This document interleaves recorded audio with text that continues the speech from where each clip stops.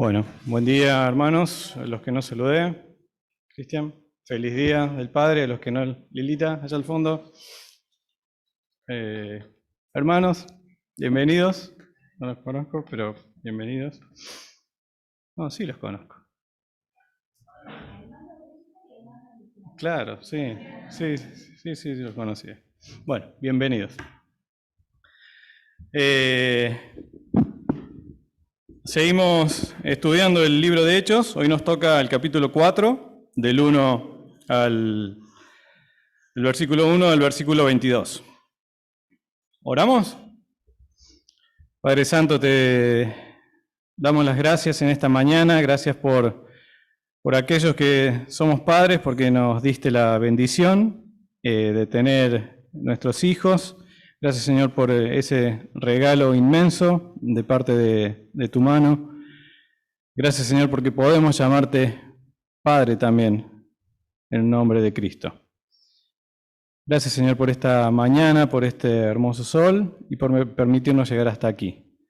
Ponemos en tus manos esta porción de la palabra, la cual queremos leer, estudiar con fidelidad y procurando ser transformados por ella. No solo una exposición, sino que queremos que tu Espíritu actúe en nuestros corazones para ser transformados conforme a la imagen de nuestro Señor Jesucristo. Oramos. Amén. ¿Se escucha bien al fondo? ¿O hace falta que...? ¿Sí? ¿Bien? Entonces lo dejo ahí. Bueno, vamos a arrancar primeramente haciendo una breve reseña de lo que se expuso el domingo pasado, de lo que el domingo...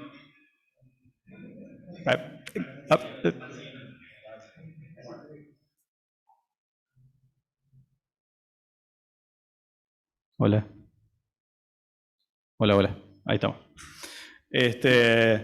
Haciendo una pequeña reseña de lo que vimos el domingo pasado. El domingo pasado, Pedro y Juan subían al templo, se encontraban con este lisiado, este cojo.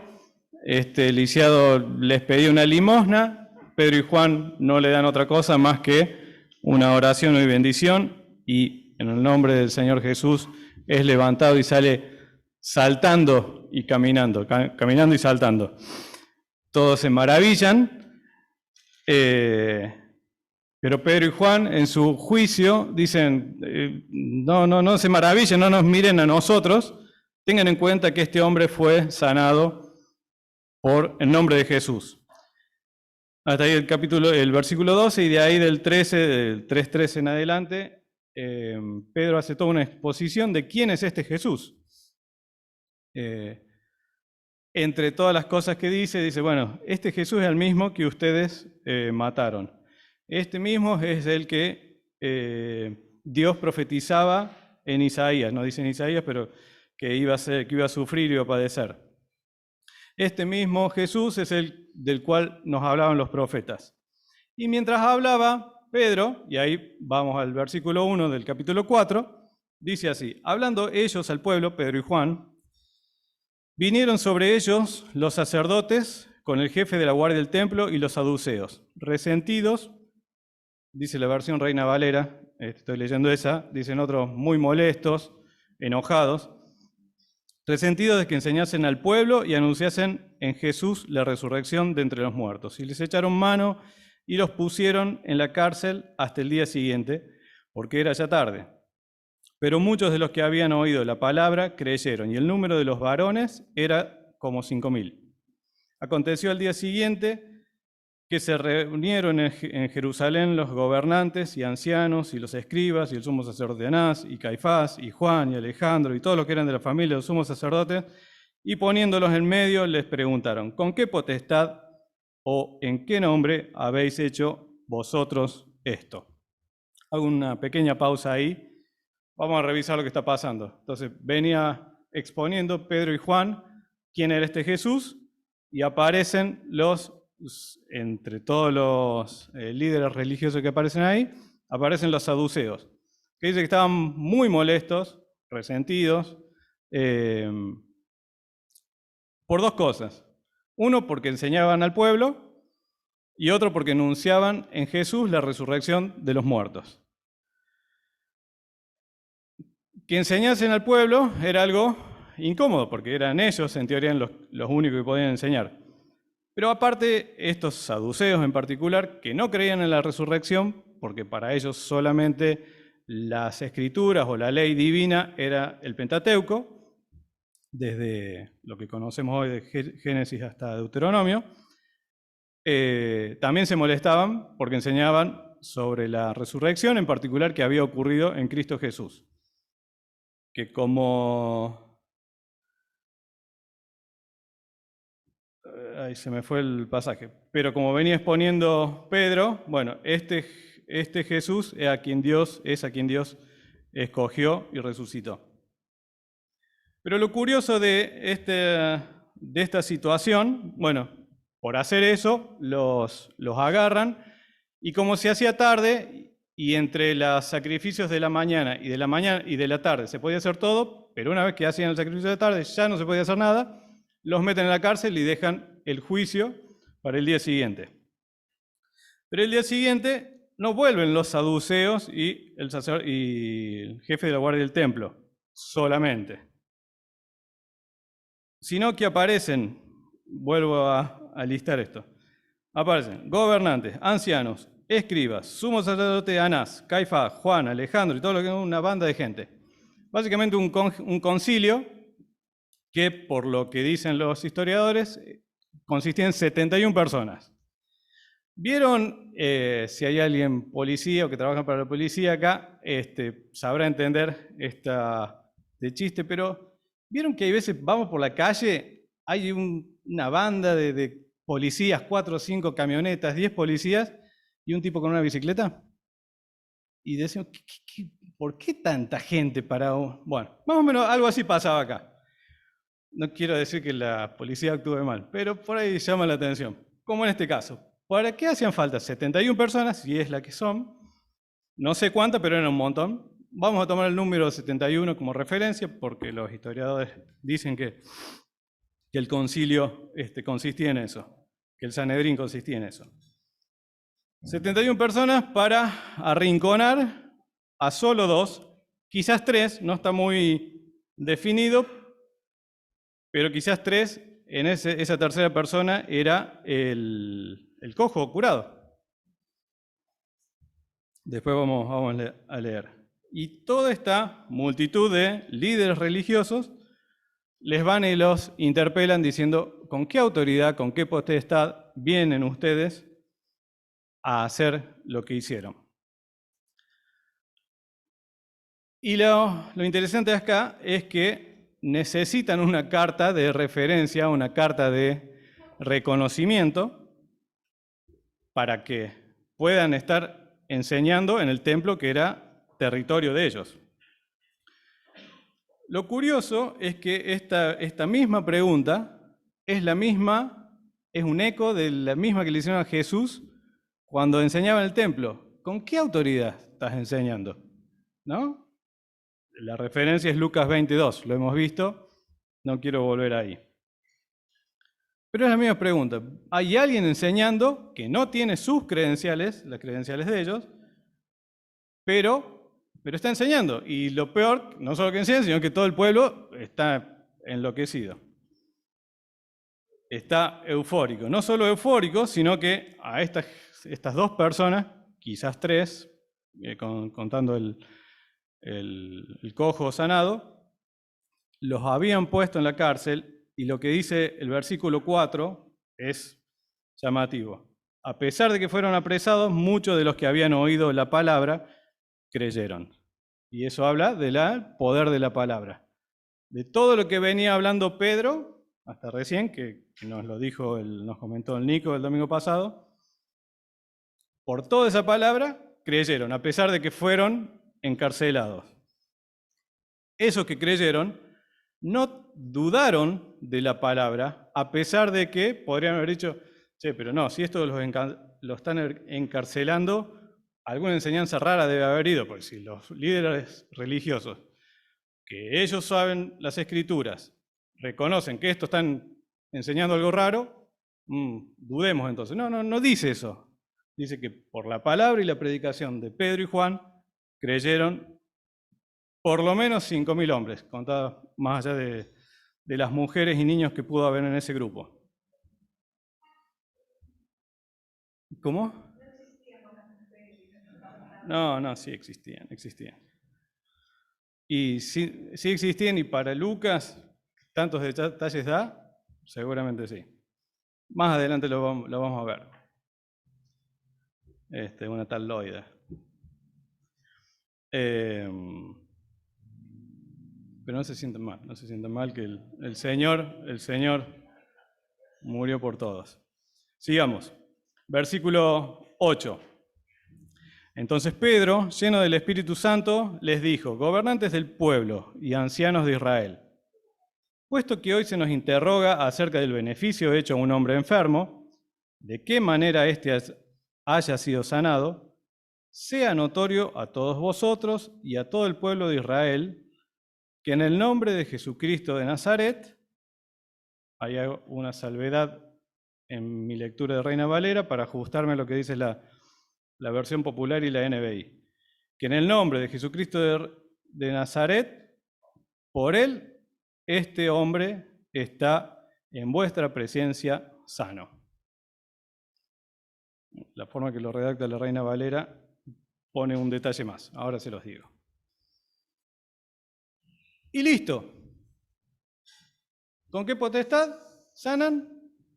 Con la de Jesús de Nazaret. ¿Listo? ¿Sí? Bueno, chao, muchachos. ¿Para qué decir más? ¿Hacía falta decir más? Les pregunto a ustedes, ¿por qué viene Gaby a la iglesia? Y la Gaby, bueno, porque me gusta cantar, punto. Es una respuesta a la pregunta simple. Y así con tantas preguntas podemos responder, que nos hacen nuestros amigos, conocidos, inconversos. ¿Qué otra pregunta, no sé, simple o candente? ¿Por qué crees, no sé, que hay solo dos géneros? Para poner un poco más de solo hombre y mujer. Bueno, porque así los creó Dios. Y punto, la respuesta está ahí. ¿Para qué decir más? Pero Pedro, y no el Pedro cabezón, pero Pedro, lleno del Espíritu Santo, agrega un tinte, guiado por el Espíritu Santo, no por su intempestividad. No sé cómo es el abstracto de eso. Entonces, Pedro dice, bueno, a ver, ustedes nos preguntan acá, ¿por qué está enfermo por qué este hombre enfermo fue sanado? Es por Jesús de Nazaret, a quien vosotros crucificaron. ¿Hacía falta decir eso? ¿Hacía falta exponerlos? O sea, eran dos personas, el Sanedrín se armaba el concilio en un semicírculo para que todos los vieran. Hacía falta exponer, bueno, lo hicimos en nombre de Jesús, a quien ustedes crucificaron. Ya está poniendo el dedo en la llaga. Y otra vez, lleno del Espíritu Santo, no de cabezón, no de peleador, lleno del Espíritu Santo, a quien vosotros crucificaste y a quien Dios resucitó de los muertos. Por él, este hombre está en vuestra presencia sano. Punto. No. Pedro, lleno del Espíritu Santo, y enfatizo eso, sigue diciendo, este Jesús es la piedra reprobada que vosotros, los edificadores, por vosotros los edificadores, la cual ha venido a ser cabeza del ángulo. Sí. Habíamos dicho que en Lucas 22 los estos mismos líderes religiosos le preguntaron a Jesús con qué autoridad lo hacía. Jesús se pone ahí en un diálogo, bueno, yo les digo con qué autoridad lo hacen, si ustedes me dicen, bueno, le pone un juego que los deja sin salida. Seguido a eso, Lucas 20, para que lo lean después en su casa, Jesús habla de la parábola de los labradores malvados. Dice que un señor mandó, ¿cómo era? Yo me olvidé, se me fue. Pero bueno, describe a estos labradores malvados de su viña que mataron a sus siervos, que venían a buscar las ganancias de la viña, y mataron a su propio hijo. Y ahí, a pesar de que Jesús hablaba en parábolas para que no entendieran, eso sí lo entendieron. Entonces se ofendieron en ese momento. Otra vez, Lucas 20, después le habla. Y cuando se ofenden, le dicen, pero Jesús no está ofendiendo con esas palabras. Y Jesús les dice esta misma palabra.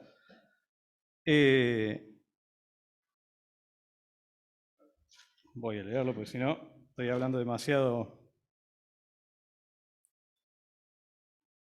Cuando ellos oyeron toda esta parábola de los labradores malvados, dijeron, Dios nos libre, pero él mirándolos les dijo, ¿qué pues es lo que está escrito? La piedra que desecharon los edificadores ha venido a ser cabeza del ángulo. Lo mismo que les dice Pedro a los mismos líderes que les había dicho ya Jesús, les vuelve a decir lo mismo. O sea, los expone otra vez en su pecado, en su dureza de corazón, en su rebeldía frente a Jesús, pero no solo se queda ahí, sino que expone también la gracia de qué significa este Jesús. Dice el versículo 12, y en ningún otro hay salvación. Es el único donde existe una salvación hacia Dios. Porque no hay otro nombre dado bajo el cielo, dado a los hombres, en que podamos ser salvos. No hay otro, muchachos, le dice. O sea, ustedes están en pecado, ustedes lo crucificaron, pero tranquilos, está la salvación. Y es este Jesús. Y ahí me quiero detener un segundito en este versículo 12, también para nosotros. En ningún otro hay salvación, gente, hermanos, amigos, chicos, grandes. ¿Cuántas veces escuchamos decir, no sé si hay alguno islámico acá, pero que el Dios Alá es el mismo que el Dios en el que creemos nosotros? Yo digo que no. Para mí no lo es. Porque si fuera el mismo, Alá, la religión islámica reconocería a este Jesús, que es a través del cual podemos acceder a Alá o a Dios. Por eso Alá no es Dios. Tampoco es Dios el Dios que aclamaban los fariseos. Jesús mismo les dice, nosotros somos hijos de Dios. No, ustedes no son hijos de Dios. No, si somos hijos de Abraham. O sea, basaban su salvación en la genealogía. No tiene que ver con genealogía. Ustedes no son hijos de Dios, ni son hijos de Abraham, porque si hicieran las obras de Abraham, ahí serían hijos de Abraham. Pero ustedes son hijos del diablo, le dicen. ¿Se acuerdan? Creo que estaba en Juan 8, si mal no recuerdo. Entonces, esta exclusividad, singularidad y unicidad de Jesús como Cristo, como Mesías, como único camino al Dios, creador del universo, del cielo y la tierra, es el que Dios ha propiciado en favor de la humanidad para que seamos salvos. No hay ningún otro nombre. Por eso no hay Ramadán que nos salve, por eso no hay ni siquiera asistencia al culto que nos salve. No hay bautismo, no hay Eucaristía, no hay nada que el hombre pueda hacer que nos acerque a Dios. Acuérdense que lo que hay entre el hombre y Dios es un abismo creado por el pecado. Entonces no hay nada que pueda llenar ese abismo. No hay buenas obras, no hay filantropía, no hay nada de lo que no hay nada que pueda llenar ese vacío. Solamente la cruz que separa de un lado del abismo al otro y tiende un puente. Solamente Cristo. No hay otro en el que podamos ser salvos. Yo soy el camino, la verdad y la vida. Nadie viene al Padre si no es por mí. Entonces, me encantó hasta ahí esta exposición de Pedro, porque le preguntaba ahí los maestros de Lapen, la tienen clarísima con esto de los 5 colores. Yo no, entonces le pregunté a Mariana, ¿qué eran los 5 colores? Así que me tomé el apunte. Me dice, el amarillo es el amor de Dios, donde Dios muestra su amor a través de la creación, de las cosas lindas que hace. Bueno, el amor de Dios estaba mostrado a través del milagro de este lisiado. El negro es que hay un problema, un pecado. Pedro y Juan les dice, bueno, muchachos, ustedes lo crucificaron y ustedes lo desecharon. Está el pecado. En rojo, el rojo significa la sangre de Jesús derramada en la cruz y el blanco que nos limpia. Y eso está apuntado en este versículo 12 que les acabo de mencionar, que en ningún otro hay salvación, que Él fue crucificado por nuestros pecados. Y el verde lo dejo para después. Pero Lapen no hace ni más ni menos que exponer de una forma más llamativa para los niños lo mismo que ponía Juan y Pedro. Nada diferente. Es la esencia del Evangelio. Sigamos. Diga. Si podemos esperar, guárdatela y así terminamos con la... Pero anótala, no te lo olvides. Versículo 13. Entonces, viendo el denuedo, o la osadía, dicen otra, o la valentía, dicen otras versiones, de Pedro y de Juan, y sabiendo que eran hombres sin letras y del vulgo, o sin educación formal, sin haber estado bajo una escuela rabínica, como todos estos líderes, se maravillaban y les reconocían que habían estado con Jesús. Es curioso que en Pedro y Juan reconoce que habían estado con Jesús, y Judas, que fue arrepentido de que había entregado a un hombre justo y les había tirado las monedas, le dijeron, anda, voy tus monedas, ya tenemos lo nuestro. ¿Cuánta diferencia? ¿Qué significa estar con Jesús? Judas había pasado 3 años con Jesús, pero los líderes no reconocieron en Judas su caminar y su andar. Al contrario, vieron un traidor. Pero en Pedro y Juan, llenos del Espíritu Santo, reconocían que habían caminado con Jesús, que habían estado con Jesús. Entonces este era un problemón, porque lo que hacía un par de semanas, no sé, 7, 8 semanas ya habrán pasado a esta instancia de la resurrección de Jesús o de la muerte, el problemón que se habían sacado de encima, de crucificarlo, volvía a renacer. Por unas 7, 8 semanas había estado... No se escuchaba nada, bueno, buenísimo, hicimos nuestro trabajo, no se escuchó más de Jesús y vuelve de nuevo a sonar este nombre, este famoso nombre. Entonces dicen, versículo 14, entonces viendo al hombre que había sido sanado y que estaba en pie con ellos, no podían decir nada en contra. Entonces les ordenaron que saliesen del concilio y conferenciaban entre sí, diciendo, ¿qué haremos con estos hombres? Pues de cierto, señal manifiesta ha sido hecha por ellos, notoria a todos los que moran en Jerusalén, y no lo podemos negar. Sin embargo, para que no se divulgue más entre el pueblo, amenacémosles, para que no hablen de aquí en adelante a hombre alguno en este nombre, o sea, en el nombre de Jesús. Y llamándolos, vengan, los intimidaron en que de ninguna manera hablasen ni enseñasen el nombre de Jesús. El problema acá no era la sanidad del lisiado, del cojo. el problema era que estaban enseñando.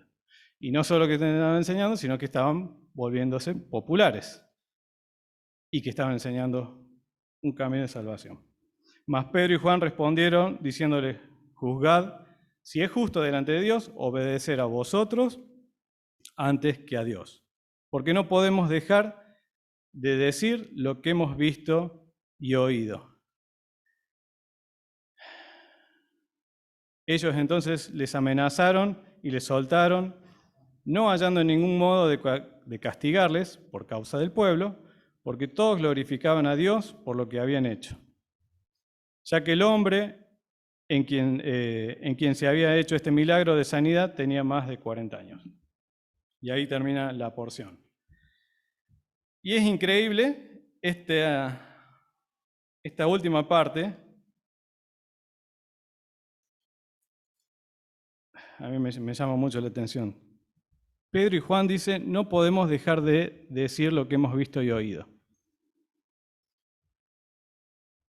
Los líderes estaban viendo y estaban oyendo, pero no querían arrepentirse, no querían soltar su comodidad, su situación de poder, su situación de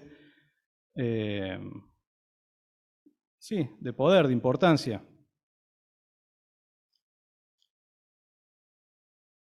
Y estos dos o tres ya no podían dejar de decir lo que habían visto y oído.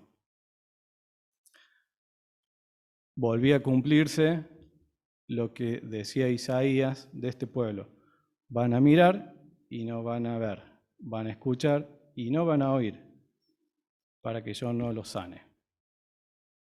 La condena de tanta rebeldía, por eso eran los labradores malvados, de tanta rebeldía que había mandado a su siervo, a su profeta, para que se convirtiesen una y otra vez, recaía sobre el pueblo.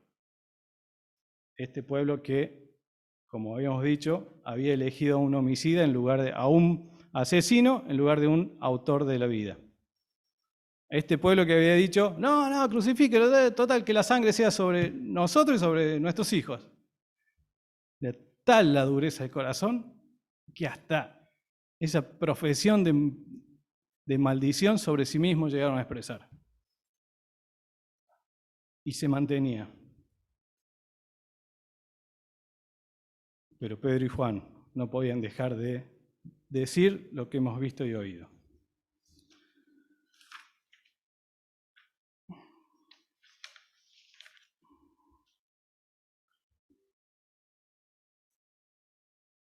Bueno, tengo mucho para decir y ya me perdí un poco en el orden en el que estaba. Pero un par de cosas que quería remarcar. La escena es candente. La escena para estas dos personas es candente. Están frente a un semicírculo de líderes que tenían poder. Tenían poder sobre el pueblo para decidir qué hacían, hasta meterlo en la cárcel, y después vamos a ver más adelante en Hechos otras cosas que habían hecho. Pero no se amedrentan. ¿Por qué no se amedrentan? Porque se cumplía en ellos lo que Jesús les había prometido. Van a ser entregados a sinagogas, pero no se preocupen. Ni se preocupen por lo que vayan a decir, porque cuando estén ahí, el Espíritu Santo les va a decir qué van a decir, qué les tienen que decir. Por eso todo lo que dice Pedro y Juan, llenos del Espíritu Santo, no es más ni menos que eso, no es ni provocación, ni chicana, ni simplemente exponen.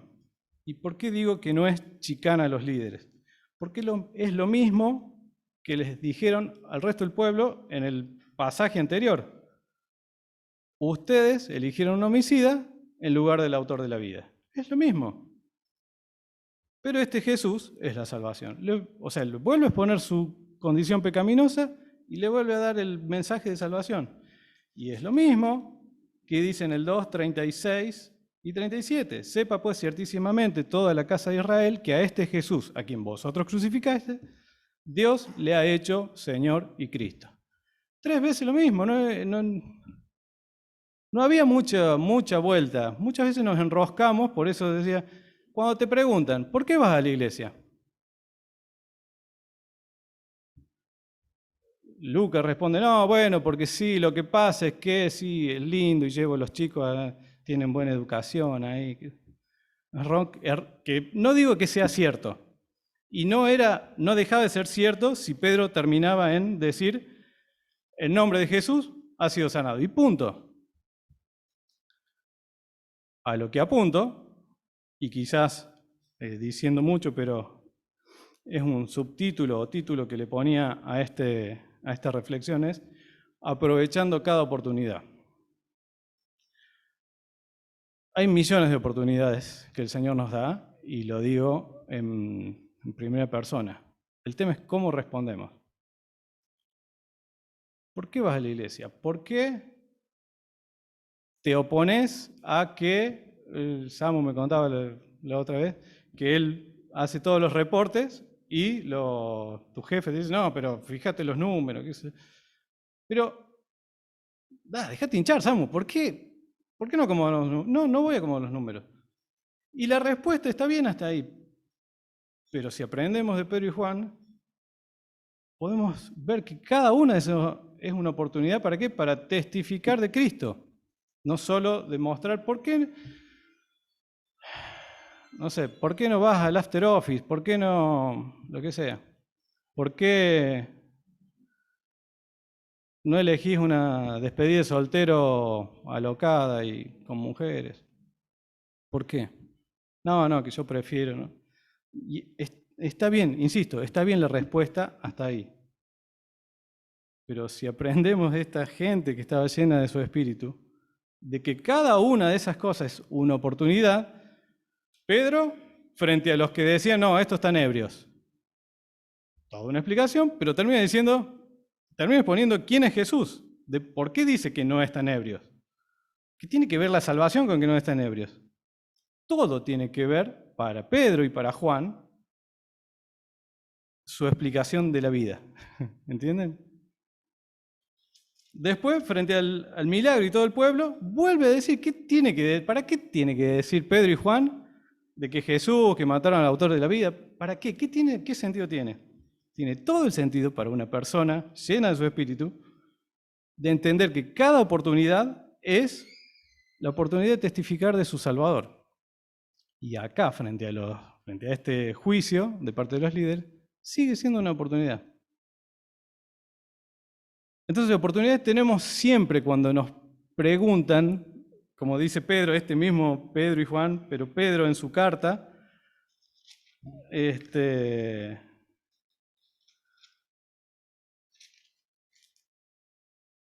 en su primera carta dice, ¿quién es aquel que os podrá hacer daño si vosotros seguís el bien?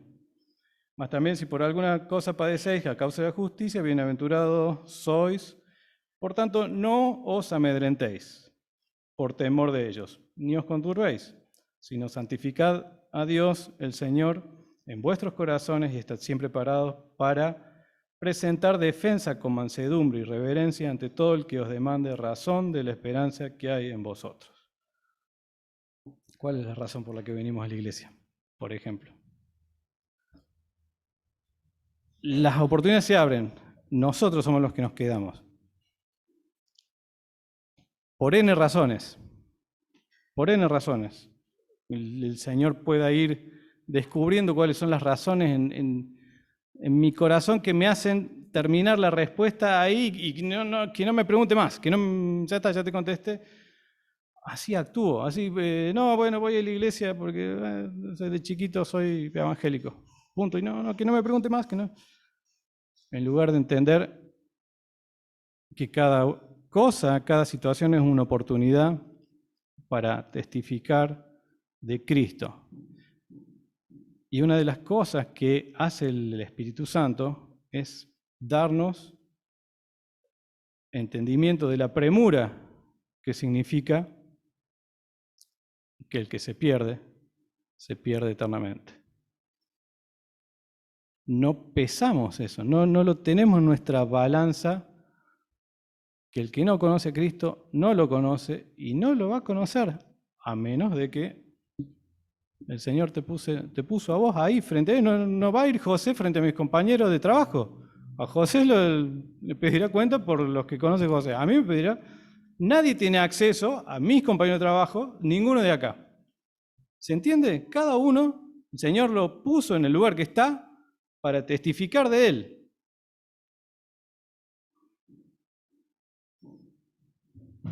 Este Pedro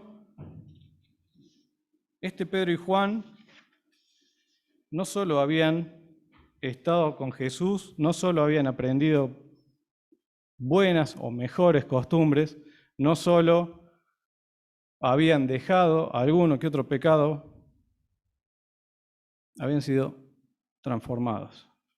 Tenían nueva vida en Cristo. Por eso ya, dice Pablo, yo estoy crucificado y todo lo que vivo, lo vivo en la fe. Estando frente a un Sanedrín, aunque me apaleen 40 veces menos una, todo lo vivo por la fe, decía Pablo. Y no quiere decir que no pase sufrimiento. Pero esa es la vida que promete el Señor. A nadie engañó el Señor Jesús. A nadie le prometió comodidad terrenal. Si a mí me han crucificado, me han apaleado, se han burlado, no esperen menos que ustedes, no esperen menos de ustedes. El Señor no engañó a nadie con su evangelio. Pero a los que llama, a los 3.000 primeros, a los 5.000 después, los llama a entregar su vida por él.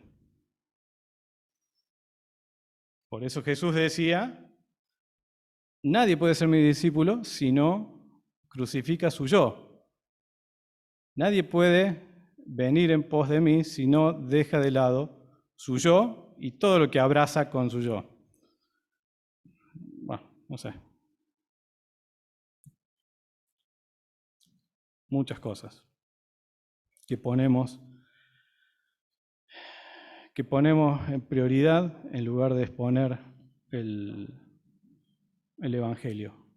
No sé, que no se burlen de mí, que cómo voy a responder después, que si le digo esto después me tengo que portar bien. Un montón de cosas que pensamos a ponderar y que están solamente en manos del Señor. Y nos empezamos a abrazar de esas cosas para no exponerle a nuestro Salvador.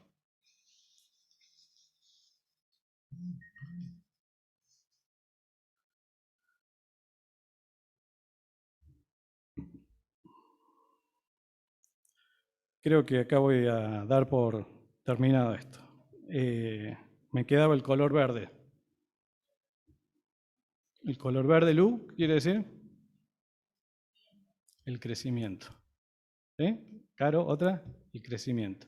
Porque representa una planta que crece. Dice que su semilla fue esparcida por todos lados. En una se quemó, en otra se lo llevaron los pájaros, en otra lo ahogaron los espinos, pero en otra, a los que les gustan las matemáticas, produjo, saqué el porcentaje, pero 30 por 1 es 2.900% de ganancia. 60 por 1, 5.900% de ganancia. ¿Quién se anima a apostar en eso? Yo, si fuera plata. ¿Quién a $1 apostado, a $1 apostado, saca 5.900 pesos? Jesús promete eso. Al 100 por 1, 9.900%.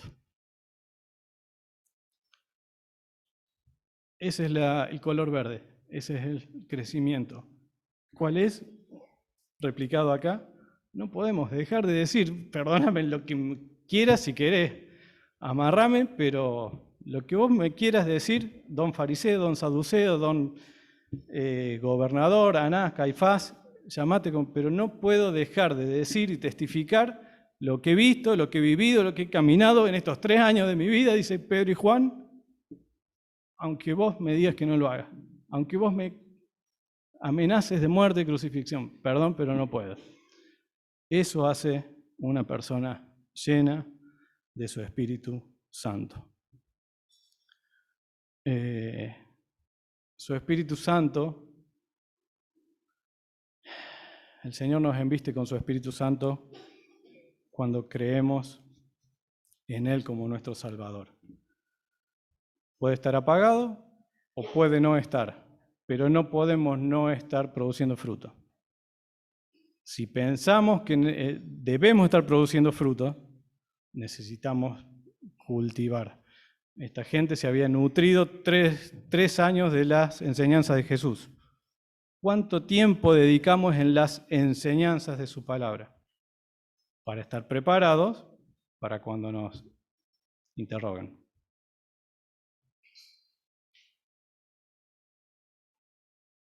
El Espíritu Santo no se cultiva en una alabanza.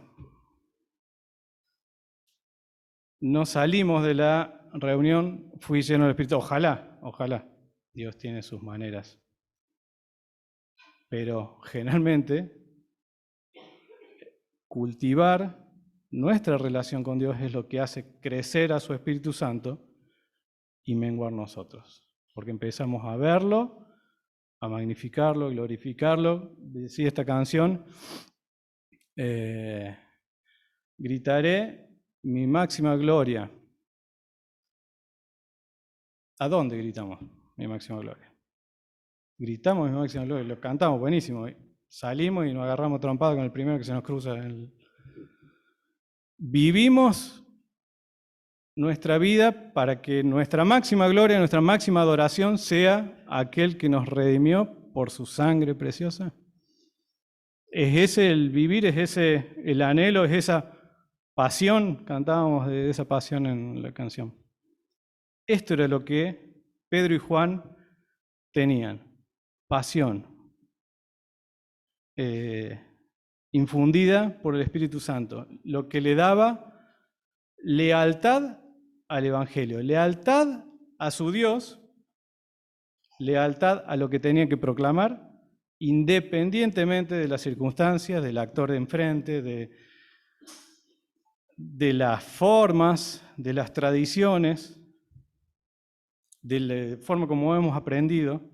Todas esas barreras se caen cuando somos llenos del Espíritu Santo, cuando permitimos que el Espíritu Santo actúe cada vez más en nuestras vidas. Cerramos acá, hermanos, y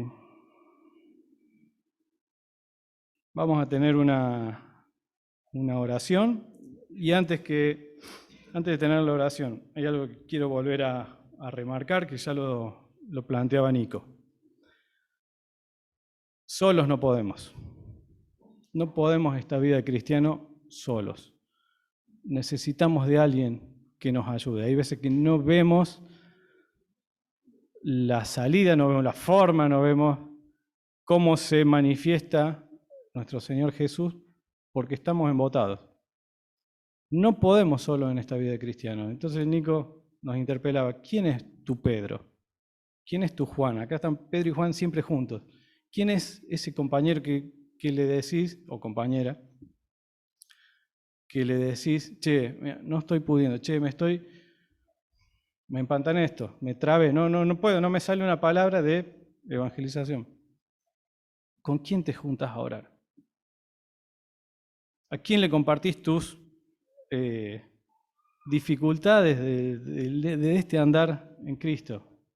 Señor creó esta magnífica institución llamada iglesia, no como templo, que también es la casa de Dios, como lo dice su palabra, pero sino como cuerpo de Cristo que trata de parecerse y de obedecer a la cabeza que es Cristo. Hay veces que el ojo no sabe lo que hay acá atrás, pero la mano sí puede, mira lo que tenía, un papelito acá en él. Necesitamos de la mano, necesitamos del ojo, necesitamos unos de otros. Con ese último comentario termino. Y oramos. Si alguno piensa, quiere, después de haber escuchado esto, necesita que alguien se le arrime, ahora vamos a cerrar los ojos. Pero si alguien se anima a levantar la mano mientras estamos todos con los ojos cerrados, pidiendo ayuda. Somos todos falibles y todos necesitamos ayuda. Si alguien se anima a levantar la mano, vamos a tomar el nombre y nos vamos a acercar, porque no podemos quedarnos solos. Pero los animo a inclinar sus cabezas, a cerrar sus ojos, y al que necesite, no dude en levantar la mano. Padre Celestial, te damos gracias, Señor, en esta mañana. Gracias por tu palabra, gracias, Señor, por tu palabra, porque nos enseñas una y otra vez que vos sos la razón de nuestra vida, que tuya es la gloria siempre y que tuya es la salvación. Ayúdanos a entenderlo, a ser transformados, Señor.